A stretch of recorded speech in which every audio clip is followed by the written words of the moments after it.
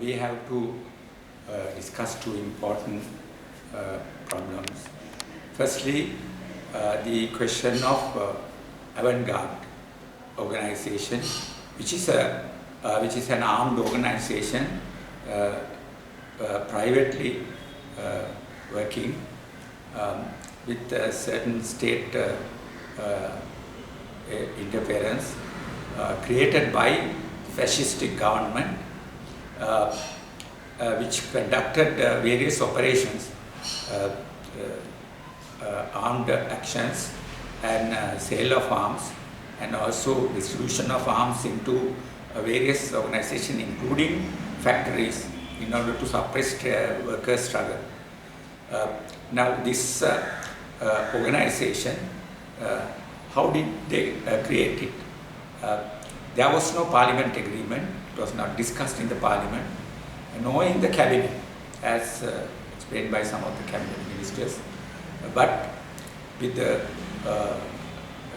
Secretary Defense intervening, making use of his powers, integrated some section of the Navy and created this tremendous organization, which is a threat to peace in the area and also threat to the security of the state. Now, when this came for discussion, even in the National Executive Committee, I said this is a violation of the Constitution, violation of democratic principles, and therefore there is room for taking Gotabaya into custody and question and see what we could do about this terrible organization. Then at that time, there was a view that it is preemptive or too early to take action like that, and therefore they will not take into custody the Defense Secretary, but carry on the inquiry and find out everything and then take legal action. Now, when this came for discussion yesterday, leader of the House, Lakshman Kiriyalla, got up and said that this issue is before Supreme Court and various other courts, various sections. Therefore, it is not correct to discuss in the Parliament. But this was overruled, and that there is room for discussion because it is a wide organization with wide variety of activities. Then, at the end of the discussion, the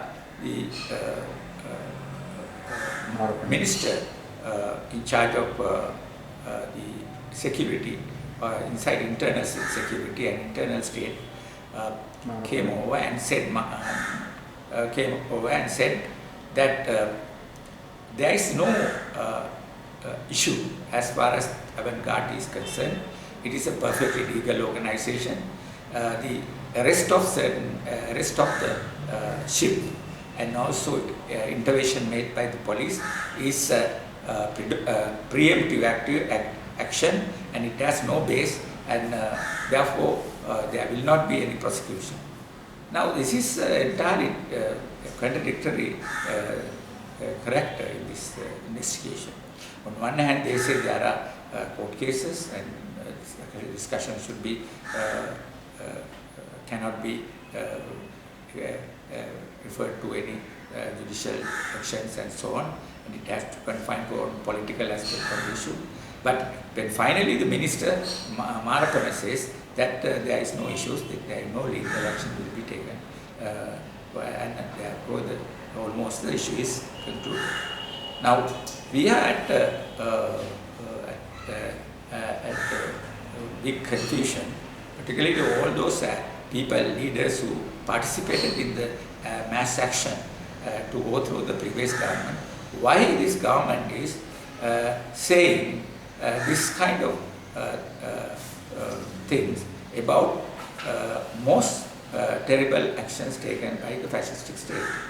Because at that time they say that this is a legal action because there had no decision taken by the cabinet, and that it has to be not in the parliament, therefore it is something illegal. Now this was said by even Maithripala Sirisena, who was a minister, senior minister in that cabinet, and also by Rajasa Senarath, and also the leader of the opposition, who had the knowledge of what was happening, at least inside story to some extent. So we demand that a government give explanation as to why you accept today that this is constituted according to the constitution, according to the law, and the activities are lawful, and there was no corruption, and what are we investigating? We have to give a clear picture of that because and people are now blaming the government that they have started with the terrible story of corruption and so on, but they are not prepared to take actions because they are also benefited by this corruption. Now they are getting into the corruption and they are having deals with the corrupt people and corrupt ministers, and partly the new cabinet is full of corrupt ex-ministers, and therefore they are trying to settle the matter in this. So there is need of explanation by the government. Okay. The second issue is the arrest of the leader of the frontline Socialist Party. This leader was accused of having a illegal entry to the country. He was felt a lot of pressure during the fascistic government. Therefore, he escaped and went to Australia and became a citizen there for a period, and then came back towards the end of the fall of the government, and he started working without a passport, but he had applied for a passport, a Sri Lankan passport, which had been, and the police has accepted that he is a Sri Lankan and that he had been where he was born and where he was living. All that is clear, but the government is not ready to give a passport. Now, why? This is the question. What is the political reason? If you look at the track record of the political parties, one, Veeravansa, who wanted to go abroad, and he had a false passport in the sense that he took one passport which was legal and another passport which has time expired. And he was trying to use both, and he was also arrested.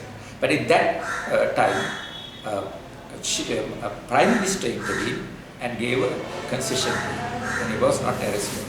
And he was allowed to change the passport and go in the coming period. But in this case, this party also came out of the Janata Vimukti Parva of the Vijay Veera, and Veeravansa went to the right and joined the fascistic forces, and in fact became one of the leaders of the fascistic forces in the country. Whereas the leaders of this party, they broke away and became a strong left party, a far left party in fact, and they are campaigning for socialism and equality and all that. Now if you look at their track record, during the incident of attacking the Muslim mosque at Beirut, that was a severe incident, and there was effect throughout the country. This frontline Socialist Party took the leadership in Colombo to bring people from all parties against racism, and to have a very big meeting, and where all of us are allowed to speak and participate and make a challenge to the fascistic forces who are operating, trying to make use of the incident. Similarly, when this campaign started very recently to release the political prisoners, they came in a big way and they joined the campaign and participated as a party. So if we see that this party is against racist currents in Sri Lanka, and they are prepared to support any democratic arrangement between among the nationalities in Sri Lanka. So if you look at the politics of that, the party's two trends, we can't understand why the government, which is eagerly waiting to introduce a new constitution, incorporating the autonomy of Tamil people, and trying to bring about regroupment in the country and to rehabilitate and bring peace and understanding, is supporting leader of the fascistic group who want to go abroad to meet the Sinhala diaspora throughout the world and poison them against the attempt by the government. And while they are helping Vimal Veeramansa, they are suppressing a group which have been agitating for democracy for Tamil people. Now, does that mean, are you changing policies? Or are you changing what you are going to do in this country? This is a serious matter, and we demand that Prime Minister intervene properly and do justice and give the right of the frontline Socialist Party leader and his passport.